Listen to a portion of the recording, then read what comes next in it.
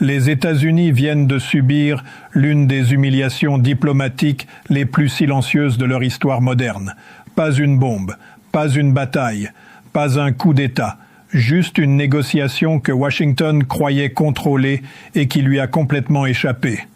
Pendant que les chaînes d'information parlaient de fermeté américaine, quelque chose d'irréversible s'est mis en place. Et personne ne parle de ce qui arrive vraiment ensuite. Les médias vous ont vendu une image simple. Trump en position de force. L'Iran à genoux sous le poids des sanctions. Un deal possible si Téhéran capitule. Mais voici ce que personne ne vous dit.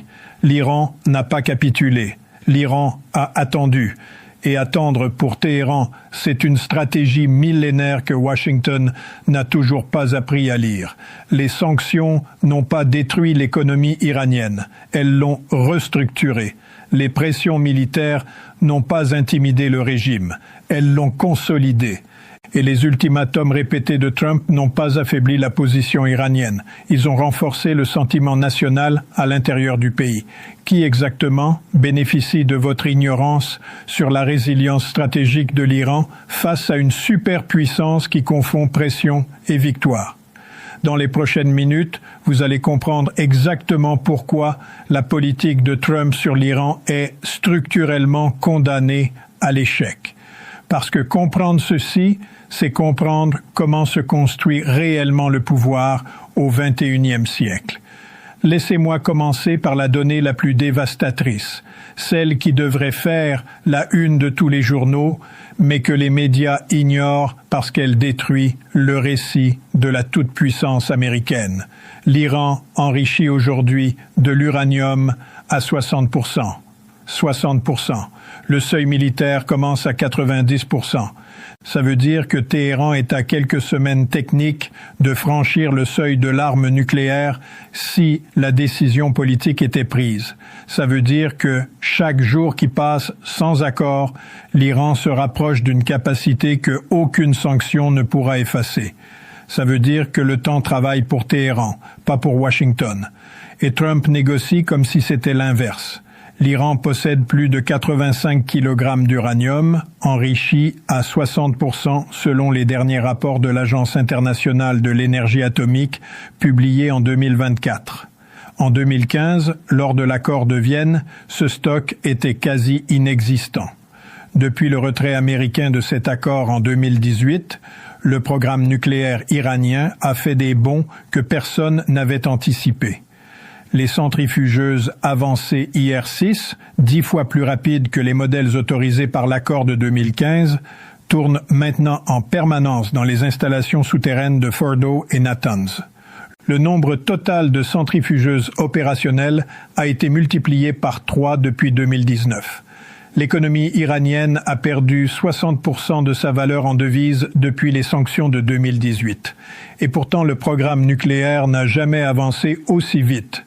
D'un côté, une monnaie effondrée, de l'autre, une capacité nucléaire qui explose. Ce contraste dit tout sur les priorités stratégiques de Téhéran. Ce n'est pas la première fois que Washington croit avoir acculé l'Iran.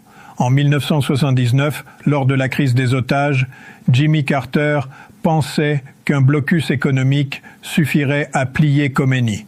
444 jours plus tard, les otages sont rentrés chez eux, mais l'Iran avait gagné le rapport de force symbolique. En 2012, les sanctions Obama étaient présentées comme les plus sévères de l'histoire. L'Iran avait alors 4000 centrifugeuses. Il en avait 19 000 à la signature de l'accord de Vienne en 2015. Les pressions avaient fait avancer le programme, pas l'inverse. Et pourtant, personne ne tire la leçon. Imaginez que vous essayez d'éteindre un feu dans votre cuisine. Vous coupez le gaz, vous retirez les allumettes, vous fermez les fenêtres. Vous pensez avoir tout contrôlé. Mais le feu a trouvé une autre source d'alimentation, derrière le mur, là où vous ne regardez pas. Et pendant que vous coupez les entrées que vous connaissez, il creuse des tunnels invisibles. Quand vous ouvrez la porte pour constater votre victoire, la cuisine est en cendres. C'est exactement ce que vient de faire la stratégie américaine de pression maximale sur l'Iran depuis 2018. Entre 2018 et 2024, les échanges commerciaux entre l'Iran et la Chine ont atteint 400 milliards de dollars cumulés. La Chine achète du pétrole iranien à prix réduit, elle paie en yuan et elle court-circuite exactement le système de sanctions américain basé sur le dollar. L'Iran a rejoint l'Organisation de coopération de Shanghai en 2023, intégrant un bloc économique représentant la moitié de la population mondiale. La Russie et l'Iran ont signé un partenariat stratégique pour 20 ans en janvier 2024. Ces constructions géopolitiques ne se défont pas avec un tweet présidentiel ou une nouvelle ronde de sanctions. Elles sont structurelles, profondes et délibérément conçues pour rendre les pressions américaines obsolètes. Les gens qui ont conçu cette situation ne sont pas stupides. Ils savent exactement ce qu'ils font. Abonnez-vous à la chaîne maintenant. Ces analyses arrivent chaque jour sur un conflit qui change toutes les heures. Abonnez-vous pour ne rien manquer. Voici le coup de grâce, le véritable révélateur de toute cette situation. Trump a relancé sa stratégie de pression maximale en 2025 en croyant reproduire ce qu'il estimait être son succès de 2018. Mais le monde de 2025 n'est plus celui de 2018. En 2018, l'Iran était relativement isolé.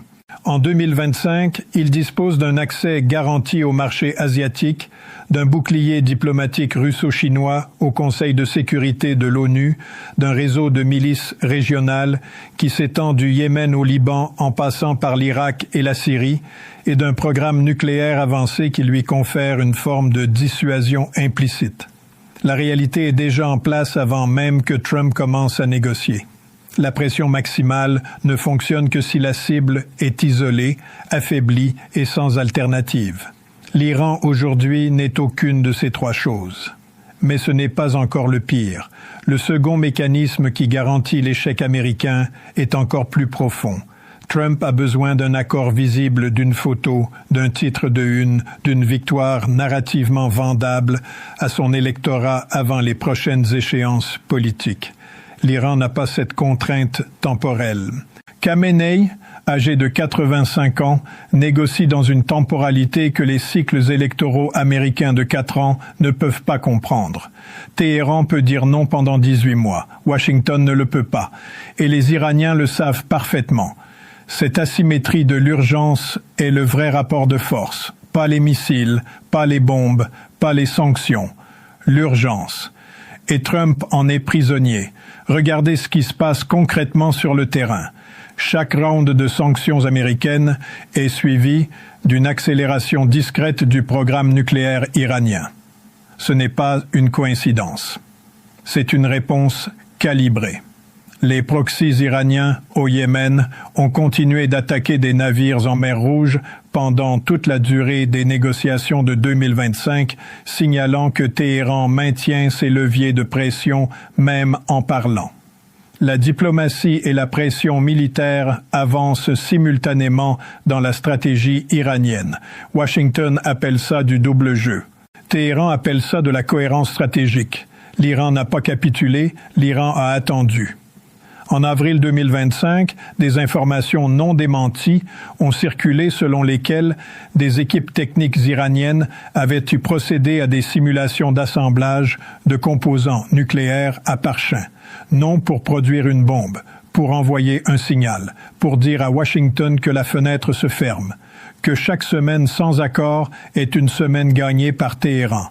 Le Hezbollah libanais, reconstitué malgré les frappes israéliennes de 2024, continue de recevoir des équipements iraniens via des routes alternatives par l'Irak. Les sanctions n'ont pas coupé l'axe de résistance, elles l'ont rendu plus inventif. Les Houthis yéménites contrôlent toujours des portions stratégiques du pays après 10 ans de bombardement. Aucune force extérieure n'a réussi à les défaire durablement, et leur résistance est directement liée au soutien iranien que les sanctions américaines n'ont pas interrompu. La diplomatie américaine avec les alliés du Golfe, censée former un front uni contre l'Iran, s'est fissurée. les Émirats arabes unis ont rouvert une ambassade à Téhéran en 2023. L'Arabie saoudite a normalisé ses relations avec l'Iran sous médiation chinoise la même année. Le front arabe anti-iranien que Washington cherchait à maintenir n'existe plus dans sa forme d'avant. Et Trump agit comme s'il existait encore. L'Iran n'a pas capitulé. L'Iran a restructuré le jeu. Une salle sobre quelque part à Téhéran. Des hommes autour d'une table basse, du thé, des dossiers. Le calme de ceux qui n'ont pas peur de l'horloge. L'un d'eux pose un rapport sur la table. Il dit doucement « Ils ont encore durci le ton ce matin ». Un autre répond sans lever les yeux. Ils durcissent le ton parce qu'ils n'ont plus d'options souples. Quelqu'un demande si les Omanais ont transmis leur message. On lui répond que oui, les Omanais ont transmis et que Washington a répondu avec de nouvelles conditions. Une voix plus âgée intervient. Nous avons survécu à 8 ans de guerre contre l'Irak. Nous avons survécu à 40 ans de sanctions. Nous survivrons à ce round. Le plus jeune de la table sourit légèrement. Il dit « Il négocie avant une élection. Nous négocions après 1000 ans d'histoire. » La salle reste silencieuse un moment. Puis quelqu'un dit à voix basse « Laissons-les encore parler ». Dans une salle de réunion à Washington, les écrans sont allumés. Des générateurs de données, des projections économiques, des cartes. Un conseiller parle calmement, mais avec une tension dans la voix. Il dit « Monsieur, nos modèles montrent que les sanctions touchent la population civile, mais pas le programme nucléaire. » Un autre ajoute « Les Chinois continuent d'acheter. Les Russes continuent de livrer. » Quelqu'un dit « Nos alliés du Golfe nous demandent d'assouplir. » Une voix répond fort « Assouplir, c'est montrer de la faiblesse. » Le conseiller reprend plus doucement. La pression maximale a été tentée en 2018. Le résultat a été une accélération du programme iranien. Silence dans la pièce. Puis une voix dit « Trouvez-moi quelque chose qui ressemble à une victoire avant novembre. » Le conseiller regarde ses dossiers. Il murmure à son voisin, assez bas pour que personne d'autre n'entende. Le problème, c'est qu'ils ont déjà gagné le temps qu'il fallait. Dans une rue de Mashhad, 2 hommes marchent vite, col relevé. L'un dit « Tu as vu les nouvelles sanctions ». L'autre répond « Lesquelles il y en a chaque mois depuis 20 ans ». Le premier dit « Ils disent que cette fois c'est différent ». Le second s'arrête et sourit. Ils disent toujours ça. Il reprend sa marche. Il dit « Quand j'avais 15 ans, mon père disait la même chose, qu'ils allaient nous briser. » Il hausse les épaules. Ça fait longtemps qu'on marche quand même. La rue continue derrière eux, le bruit des moteurs, des vendeurs, des enfants qui courent, la ville qui tourne. Ce que les médias n'osent pas analyser, c'est la nature structurelle de l'échec américain. Ce n'est pas Trump personnellement qui échoue, c'est un modèle de puissance construit au XXe siècle qui se heurte à une réalité du XXIe.